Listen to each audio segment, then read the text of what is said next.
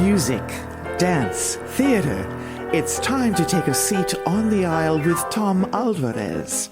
Hear from performers, producers, presenters, and creators who enrich our lives in the performing arts.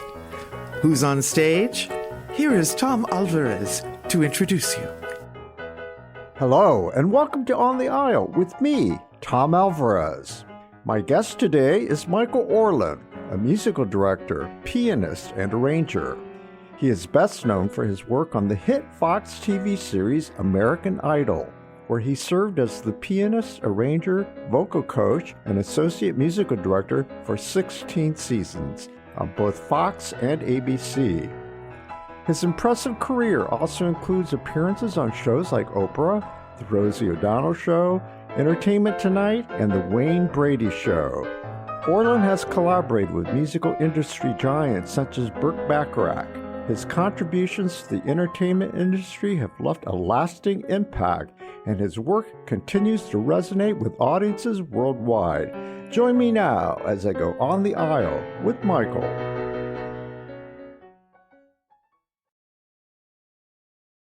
Michael, it's so great to see you on Zoom. Wish I was there in California with you. You've been to Indiana. You know what that's like. But I love there. I love it there. I love it there so much. Well, we've got, some connections, and let's talk about those right off the bat. I believe, correct me if I'm wrong, I mean, it's a blur. I cover a lot of cabaret, a lot of concerts here in the Midwest, but did I not see you perform with Clint Holmes last year? Yes, you saw me do Clint's show at Feinstein's at the Carmichael. Yeah. Yes. And that was so fun. That was a really fun night there. We had just come from somewhere else. I forgot. I think we drove in from St. Louis. That's right. The night before. But yeah, I've played that hotel. I love that hotel. I've played there before with my friend Mary Lou Henner and Clint. So It's been so great. And you also played for our mutual friend, Amelia Ray. Who is one of my favorite people in the world. I've been working with that young girl since she was a girl, and now she's a gorgeous young woman. And just watching her just spread her wings has been so great. We're gonna spend a little time talking about her later, but let's move on. And I want to ask you, what exactly is a music director, and what is your role? Well, basically, it's different. I mean, I play piano for the people I work with. I play piano for them, and I help with the arrangements. I help maybe, some people that are doing a show, I can, help have a say in the order of the show, but it's mostly just to play for somebody. And if there's a band, be in charge of the band. If there's charts needed, be in charge of getting all that done. And it's just, I don't know. I think my organization skills help me with that. I do. I love juggling all the stuff, and I'm playing for, 10 or 20 different people at one time, and rehearsing 10 different people's shows. So it's really got to keep it together. But it's more like my job when I was on American Idol for 16 years, my job is just boost confidence and do all that fun stuff. But we can talk about that later. But as a musical director and pianist, just to, be there. And, I love being an accompanist. I call myself an accompanist, not even more than a pianist, because I love following somebody. I love listening to them sing. I love breathing with them. And it's like living the song with them. So would you think it's true to say that you're like a good music director can make or break a performer? You know what? I mean, I think we can definitely make one. I mean, and help make one great. And, the performance that you go watch, that sometimes I say to people say to me, I wasn't even watching you. It was so seamless and effortless. And I think that's a compliment. I don't know. I'm not one of those pianists that takes the spotlight away from a singer. I don't move a lot when I play, but I think we can definitely, when you watch a singer and they're not struggling and they're just doing what they do, then it's partly because of the pianist too, because somebody's following them, or do you know what I mean? It really helps. It helps a lot. We'll get into that too, because I know you have performed with and for some pretty big names. Do you interact with any of them? And that's something you work out? I mean, it looks seamless and it looks sort of improvised, but oftentimes I've seen in a lot of shows where it's scripted. Some of it's sort of planned. Right. Yeah. Well, my favorite thing is like watching somebody like, a Mary Lou Henner or Kristen Chenoweth, who literally you feel like they're talking to you and you're sitting in their living room, and it's just, there's nothing, it's not, I'm reading a script right now, I'm memorizing. That's a talent that people either comes very natural to, or people have to learn to just make you feel like you're one-on-one with them and you're sitting with them and you're not, the way you talk to them. And those two have such a talent to make you feel like even if something is the same every single night for the singer and myself, it feels completely brand new every time they do it.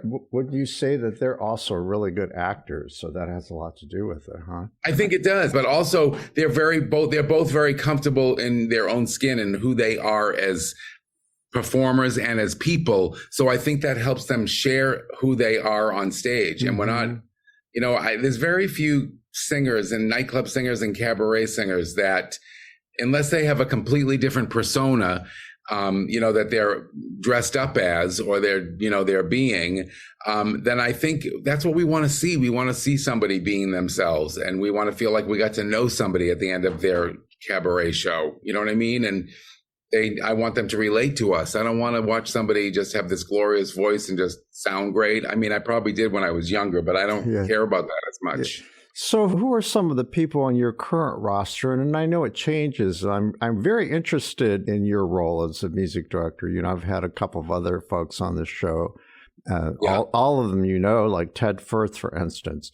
And I idolize Ted Firth. He's such a genius at the piano. I mean, he is like the jazz guy. I mean, he plays circles around anything I could even try to do. He's such a great guy, and he's just fantastic. Let me ask you, how do singers, performers you work with, do they choose you, or do you choose them, or is it a mix? How does that work? I think most of the work that I get is now from my social media. I get a lot of my students from them, from what I post on my social media, but also it's 99% word of mouth. And it's, I tell kids in this business when I do master classes, it's who you know, who you meet, being at the right place at the right time. Yes, you have to be talented, but your talent doesn't open the door. You got to be out there and networking and putting stuff out there on Instagram and on YouTube and all that stuff for people to see.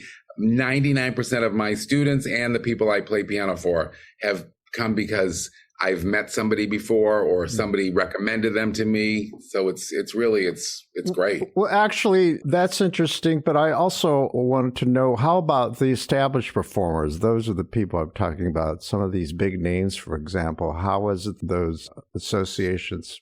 So I'll tell you, like when Wicked first opened, my friend Stephen Aremus, who's a brilliant musician and music director and arranger and everything, and he was the music director on Wicked, and I went to go see the show. I think it was either right after it opened or right before it opened, and he's like, "Come meet Adina and Kristen," and I remember going back and meeting them both. I was so starstruck, and Kristen said to me, "Oh my God, I know who you are. I watch American Idol. I'm obsessed with American Idol, and I know who you are." Anyway, it was years later that she happened to be in LA doing a bunch of stuff. Mm-hmm. And she reached out to me. She goes, "Hey, I wanted to know if you're available for something." And same thing when I worked with Adina. She went through my friend Stephen Aremus, who was the MD, and she goes, "I need a pianist on the West Coast." And they're like, he was like, "Call Michael Orland. You met him before," and blah, blah. Mm-hmm. And that's how that met. And Clint Holmes, when I met Clint, Clint was doing a show in New York at an amazing club called Birdland. My friend Susie Mosier hosts a open mic, kind of invited open mic night every Tuesday night called The Lineup, Susie Mosier's Lineup. And I was playing this one particular week, and I saw on the list was that Clint Holmes was going to be in it. And I have always been a huge fan. And I said to Susie, I said, will you do me a favor? And will you tell Clint not to bring his own pianist? I really want to work with him. And that's how that all even started. So he came in to sing at Susie's show. And then that night after the show, he goes, listen, I'm putting together this new show with all the music of Peter Allen, and I would love you to be a part of it. He goes, I think you're perfect for it. So a lot of it's just word of mouth. It is. It really is. It's not like I run an ad somewhere, or I didn't run an ad in, Celebrity Magazine. I always, I always wondered how you musicians, how you guys book, how that works. How do people find you, and how do you find people? You can't call up a star and say, hey, I want to play for you. That's not the way. No, but I have met people like that. I've also been fortunate to musical direct a lot of huge fundraisers. I do a thing with the National Breast Cancer Coalition every year, and I do something with the Children's Hospital of Los Angeles every year. And I've met a lot of celebrities through there, and I will be like, if you ever need help, please, please, please reach out. And then I have another funny story where I was playing auditions for the movie callbacks of Wicked, and Jessie J, who's a very huge pop singer, came into audition, and I've always been obsessed with her. I'm just such a huge fan. And so while she was, during her audition, while she was doing her reading from the script, I literally sent her a message on Instagram. And I said, I'm such a huge fan. I just played your audition for Wicked. And anytime you ever need a pianist in Los Angeles or anywhere, please let me know.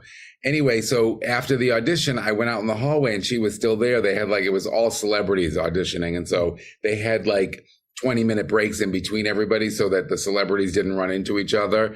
And she said to me, oh my God, thank you so much for following me on that song. I messed up and nobody knew because of you. And I said, well, you don't follow me on Instagram, but I just sent you a note on there. And about 30 minutes later, she sent me a message on Instagram, and she followed me, and she said, if you were writing me that note while you were playing for me, you're even more amazing than I thought. And so we've reached out to each other many times. I'm such a huge fan, and that's how I met her. I mean, that's how that came to be. It was just a weird, freaky situation, and so it was great. Well, you mentioned Kristin Chenoweth. We could talk about her for this whole show, but I've seen her perform here in Indy. I don't know that she's done it at the cabarets, but she's performed. No, she's done with the symphonies, and yeah. I saw her with the symphony, and and I then met her later at the meet and greet. She's one of those performers. You meet some performers. It's clear they have a facade. And, they're actors and they have an image that they maintain. But she seemed to be very authentic and very vulnerable. That's what struck me about her. She was not afraid to show that vulnerability. She is not. And she has a gift. This is a gift. This is not something you can teach. That she makes people, when you're meeting her, when you're talking to her, I've introduced so many friends to her who feel like she's her best friend afterwards, after they meet. She has this amazing ability to, when she's talking to you, it's only, you're the only one there. Yes. And she's really, her humility shines through, don't you think? Yeah. 100%. And she's so sweet, and everything she does for the kids and for her foundation, which is, a summer theater camp that I've been lucky to teach at for 7 years. And everything she does is for the future generation of theater kids. It's really amazing. Michael, I just read before we went on, I wanted to sort of get an update on what your activities were. And I looked for press that you might have done most recently. Yeah, you just did a long interview with somebody at Broadway.com. Oh, yeah. And that's the first I heard of Kristin's boot camp. So, wow, there's a movie out right now. I don't know if you've seen it, called Theater Camp. Theater Camp. Oh, my God. Not only have I seen it, but my friend Mary Lou Henner's son co-wrote and co-directed that movie. Yes, yeah. How crazy is that? Nick Lieberman. Did you love it? I loved it so much. As a matter of fact, Kristin had a little pull with Ben Platt. Yes. And she got a copy of the movie. Who stars in it, for those who don't know what we're talking about? Yeah, Ben Platt was the star of it. It's an independent film and low budget. and it's on and Amazon. It was a huge on hit. Netflix or Amazon, I don't know which, but it's on I think it's on one of those. Yeah. But it's such a great movie. I've watched it twice. I actually was on a plane to Dubai, and I was like, how close was it to your experience working with those kids in a camp setting? Well, I'll tell you, they showed it to all the kids. They got a screening of it to give all the kids, and that's why I had to watch it again. They laughed through much of it because they related to it. It was so perfect. I mean, we weren't dealing with the sick person who ran it, and the son comes in and takes over. But I mean, there's nothing like those theater kids, and they're just so passionate about it, and they have the most amazing experience. And they bring in a lot of huge Broadway people to teach at that camp, and it's been a really thrilling process. Well, it's life-changing, is it not? And it is. I mean, I didn't have that when I was a kid. It is life-changing for these kids, and they form this huge circle. Like, there are still kids from 5 years ago summer camp that all have like a group text chain going together. They all keep in touch with each other. It's just it's so beautiful. Well, that reminds me of, and you of course know Michael Feinstein, do you not? Yes, you have very a history. well. What's your history with Michael? And the reason I bring him up because you know about his Songbook Foundation and for those 40 kids he brings in every week for a summer intensive. They have a vast network now. And some of them are old enough who are establishing careers in Broadway and all over the place. So it's great. Here's my fun Michael Feinstein story. I used to work in the amazing piano bars of New York City in the early 80s, from 81 to 86, 5 years. 6 nights a week, I played in every piano bar. The 3 huge ones, Brandy's, the Duplex, and Don't Tell Mama's. The Duplex. Oh, wow. That's a classic. That was like a biggie. Yeah, it was a biggie. And it was before they moved on 7th Avenue. They used to be on Christopher Street. I mean, they used to be on Grove Street. Like, it was like the original place, like where Woody Allen and Joan Rivers and Kay Ballard all performed when they were younger. Interesting. Anyway, I was working at Don't Tell Mamas. I used to play there every Monday and Thursday, and Michael Feinstein used to come in, and I would say hello to him and whatever, and I knew he played piano. He'd get up and do a number, but he was still working for Ira Gershwin at the time. Ira was still alive, and he would come in and visit, and he would hang out with us all night and stay at the bar till we closed at 4 a.m. And we became friends way back then. Yes. And then, in recent time, I just ran into him. We actually did a star for Peggy Lee on the Palm Springs Hollywood Walk of Fame, and Michael was one of the guest speakers, and I was playing piano for the ceremony. And so I run into him all the time. It's such a small world. And what do you think about what he's created here at Carmel, Indiana, in our metropolitan area? I love his foundation. I love it, love it, love it.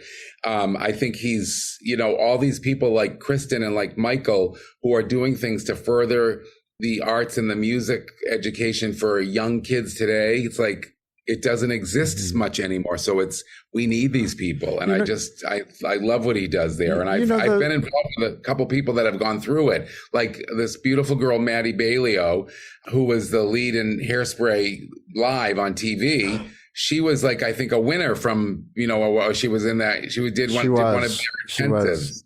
Yes. And, so I mean, and so Michael and I reconnected through her when I was working with Maddie, and it's such a small world. Again, we tell everybody, like we used to tell the kids on Idol, you have to be nice to everybody in this business. You will turn around and meet everybody again at some point in some way.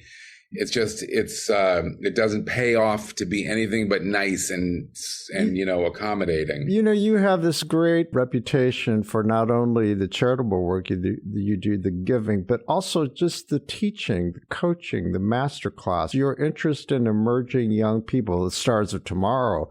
Where does it come from, that passion for teaching and young people and giving people breaks? You do that too, don't you?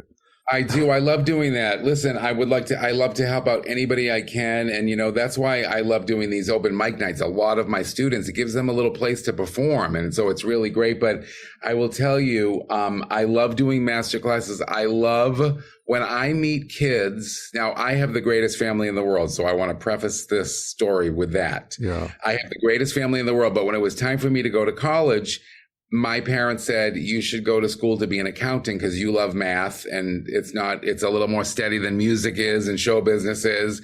And on April 16th after tax season, you can go chill out at the piano and relax a little bit. And I didn't know any better to say, no, that's not what I want. And I did go. I gave it the old college try, and I made it through 2 years of it. But I didn't tell my family, and I dropped out of school and I moved to New York, and after 2 years, and now of course they're fine with it.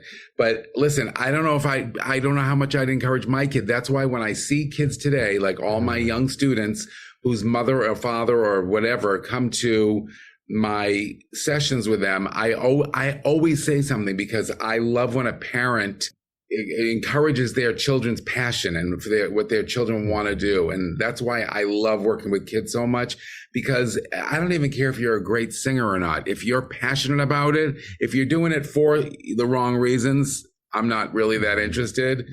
Or you want to be a star because your parents want you to be one, not because you do or whatever. That's not my thing. But there are amazing, amazing parents out there who are so supportive to all their kids, and and just they pay for the lessons, they schlep them around all day. Some of them live an hour, 2 hours outside of LA.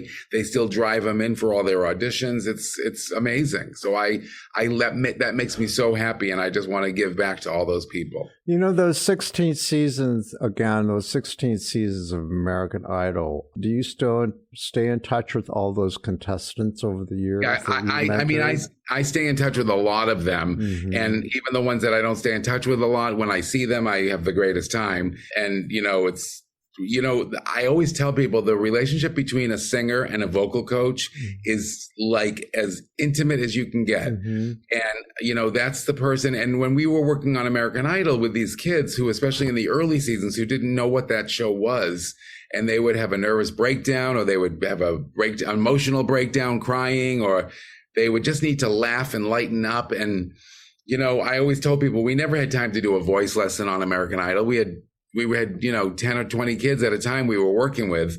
I said, but what I used to think my specialty was building somebody's confidence. And you would see every week in those kids, they would just get more and more. We didn't teach them how to become great singers. They came with their talent, and we gave them some performing skills, and we gave them confidence.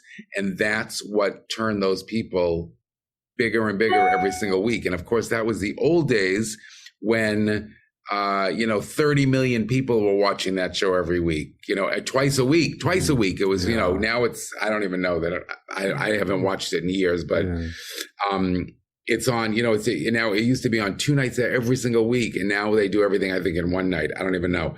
But it's, and listen, and I still have students that call me up and say, I want to audition for American Idol. And you should go do it, even knowing what I know today, that what it is. And it's very different from how it used to be. I say, go for it. You get on that show. And I said, as long as it's a TV show, not a talent show, because I've sent many amazing people in for auditions and they don't make it through for whatever reason. It's not what they're looking for that day. And, they also they're looking for a story. They're looking for viewers. So, however, I don't know. I tell people, if you get on that show for 1 week, 2 weeks, 3 weeks, it's more exposure than you can get by singing at a karaoke place for, 3 years. So that is worth it to me. And I go, as long as going in, it has nothing to do with talent. Mm-hmm. It's just they want to make good TV. And if you fit the bill, God bless you. Michael, where did you leave? You know what? My friend Dorian Hawley and I, that were coaching partners for the longest time, we did the first year on ABC. We did all 15 years. I did all 15 years on Fox, and then the first year. And, it was time to go. It was a negotiating thing. We all left amicably. It was so great. All my friends are still on that show. Many of them, I got them jobs on it, and I still stay in touch with everybody on it. And I still, what accounts for its longevity, do you think? What accounts for its longevity? Yeah. Mm-hmm.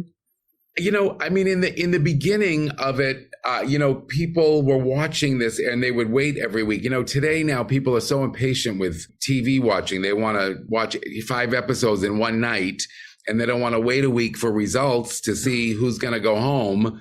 And I think that's part of the reason that they're doing now, like all their show and their results all in one night. But I don't know. I just, I think that people just were in the old days before they started. When my first bosses, Nigel Lithgow and Ken Warwick, were running that show, and it was Simon, Paula, and Randy, when they were running that show, it was so great. And I would run into people all the time, and parents would say to me, "Oh my God, I learned these new songs this week by, Lady Gaga." And kids would say, parents would say, "I'm so happy my kids learned the Neil Sedaka songbook this week." Like they had something for everybody on that show. And it was so magical. Like there was Motown, they were doing everything. In the later days, they used to say to the kids, "You have to do a song over past the year 2000. You gotta, you know what I mean? Whatever." It's just, they're trying to, get all the viewers back, which it will never happen like that. Cause like I said, people don't watch TV like people that. Thought The Voice was going to destroy that show or end it, but that doesn't seem to have. In fact, it seems like American Idol has a big comeback of some kind. I don't think either of them get really good ratings. I don't think either show get very good ratings. Okay. But listen, when Ariana Grande was a judge was a mentor on The Voice, I watched it because I love her. And, when Kelly Clarkson was a mentor on that show, I loved it. And Jennifer Hudson, I watched it all the time. And I think, that's the reason people will watch it for that. It just depends if you have the right. Simon and Paula and Randy just had the greatest chemistry ever. Mm-hmm. You couldn't fake it. You couldn't make it up. You know what I mean? Are you still in touch with them? I am. I've seen all of them, but I'm very close to Paula, and I love her so much, and I talk to her often. So who were your music influences? I'll tell you, when I first started playing piano, my mother took me to a piano teacher at 4 years old. And the piano teacher, Mrs. Siegel, she said I was too young to start lessons. And my mother's like, "Sit down right now." And I played, and she kept me as a student, but she said, "We're only going to be doing classical music." And I was like, "Can't we do some show tunes? I just bought the music. I just bought the score to Fiddler on the Roof and Guys and Dolls. And I have my Barry Manilow songbook and my Carpenter songbook and my Billy Joel songbook." And she's like, "Nope, do that on your own time. We're only doing classical here." But those were, I think, all those great vocalists, singer-songwriters, Billy Joel, Elton John, Barry Manilow, still one of my biggest idols. And I just idolized that man and let him know every time I ever run into him. Did you see his show on Broadway? I didn't see Harmony. I'm so mad I didn't get to see it before it closed, but I heard great things about it. But I've seen him do his show so many times, and I was fortunate enough. He's coming to Indy soon, and people are going crazy. I'm sure it's already sold out. He's so talented, and for a man of his age, he still sings in his original keys. Mm-hmm. He's taking great care of his voice, and that music is just timeless. Mm-hmm. Who were some of your influences? Did you have teachers, your parents? Who are some of the people before you? Listen, I idolize my family. I idolize my family. Sounds like it. Tell me about them.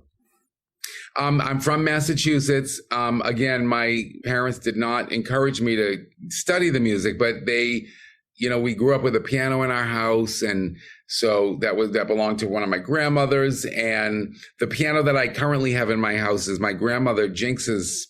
She had bought that from my mom when she was 9 years old. Wow, that's special. And that was the house that was the piano I played whenever I would go visit my grandmother. And when she sold her house and moved into a condo, I had just bought my house in LA, and she sent me the piano as a present.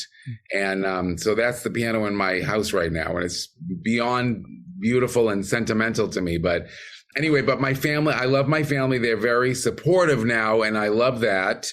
It took me a little bit of, going out on my own to get that, but they're all very happy, and they come see a lot of shows that I do and shows that I play for, and they're so supportive. They, so it's just been great. And I had two sets of amazing grandparents, and my two grandmothers were just these amazing women that, taught me everything. And, that was it. But Well, that accounts for why my observation of you is that you're very grounded. So it always starts with a good family of support, right? Yeah, oh, I think so. And you know what's so funny is that my grandmother Jinx, who my dog is named after now because my grandmother Jinx is no longer here, she wouldn't let me name my dog Jinx when I got my last dog. She was still alive. But, you know, my grandparents owned 6 drugstores. They had 6 kids. They wanted all the kids to be pharmacists. I think 2 of them ended up being pharmacists. But when we grew up, when we wanted something, my grandmother would say, yeah, you want a new suit? You want some new music? You come to work for the weekend. You got to earn it. And we would go work in the drugstore. And I am so grateful for my grandmother Jinx giving me the meaning of the value of money and the work ethic. You know, because that was everything. You didn't just get something, you had to work for it. And I just loved that. Well, you know, all of that is great for those of us who have admired you and your career. We're running out of time here, but there are a couple things I want to ask you real quick. All right. Is your life and show? We might have to do part 2. I would love to do that. I mean, we didn't get around to talking about Amelia, and you know, Chauncey. Oh, we must talk about her later. And you know that Chauncey is going to be listening to this. So, what are your predictions for Amelia's career? Listen, that girl is a superstar to me. She was, before I even knew she was on a Disney series. I heard you're kind of a papa bear when it comes to Amelia. Yeah, no, I love her. She works regularly with my dear friend Celeste, who's a voice teacher. Yeah. And we work in conjunction we work together with her. And she's got the work ethic. She has the talent.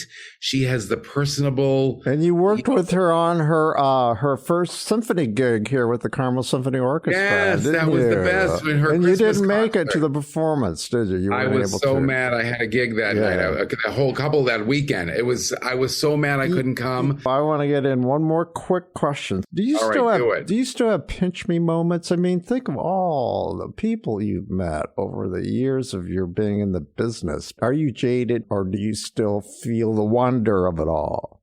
I absolutely feel the wonder of it all. I am blessed, and I am so grateful for all the opportunities I've had in my life. You know, going to, you know, I got to work a couple years ago with Patti LuPone.